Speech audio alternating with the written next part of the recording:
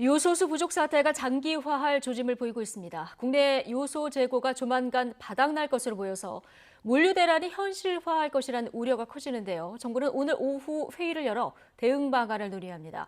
취재 기자 연결하겠습니다. 조태현 기자. 네, 조태현입니다. 네, 그야말로 요소수 대란인 분위기인데요. 공급 차질에 따른 물류 대란 걱정도 좀 커지고 있죠. 네, 이 국내 요소수 시장의 강자는 롯데 정밀화학인데요. 시장 점유율이 50%가량입니다. 이 회사의 요소 재고는 대략 이달 말까지 생산이 가능한 정도입니다. 다른 회사의 상황도 비슷한 것으로 알려졌는데요. 적어도 이번 주 안으로 요소를 추가로 확보하지 못하면 당장 이번 달 말부터는 요소수 생산과 공급에 차질이 빚어진다는 뜻입니다.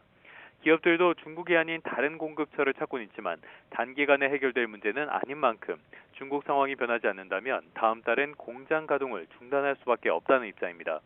만약 요소수 품귀 때문에 디젤 화물차가 멈춰서면 그야말로 물류 대란이 벌어지게 되는데요.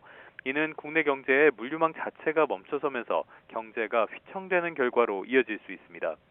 물류만이 아니라 생활에 밀접한 대중교통, 긴급 차량까지 타격을 받게 되면 아예 생활 대란으로까지 사태가 커질 수도 있습니다. 네, 정부가 오늘 대응 회의를 연다고 하는데요. 어떤 내용이 다뤄질 것으로 보입니까? 네, 정부가 오늘 오후에 홍남기 부총리 겸 기획재정부 장관 주재로 대외경제 안보전략회의를 열고 요소수 품귀 사태 대응책을 논의하기로 했습니다. 이 회의 결과는 늦은 오후에 공개될 예정인데요. 일단 정부는 중국의 신속한 검사와 공급 재개를 요청하고 러시아나 중동 등으로 수입처를 확대하는 방안을 검토하고 있습니다. 문제는 이런 대책이 얼마나 효과가 있을지가 불명확하다는 건데요. 수입처 다변화는 단기간에 해결되는 문제가 아닙니다. 또 정부에서 검토하는 산업용 요소수의 차량용 전환은 성분이 달라 추가 공정을 거쳐야 하고 애초에 산업용이라고 물량이 넉넉한 것도 아닙니다. 만약 물류 대란이 현실화한다면 정부 책임론도 거세질 것으로 보입니다. 이번 문제를 초래한 중국과 호주의 갈등이 오랜 기간 이어졌는데 사태를 전혀 예측하지 못했고요. 품귀 현상이 벌어진 뒤로도 정부가 내놓은 명확한 대책이라곤 사재기 단속 정도가 전부입니다.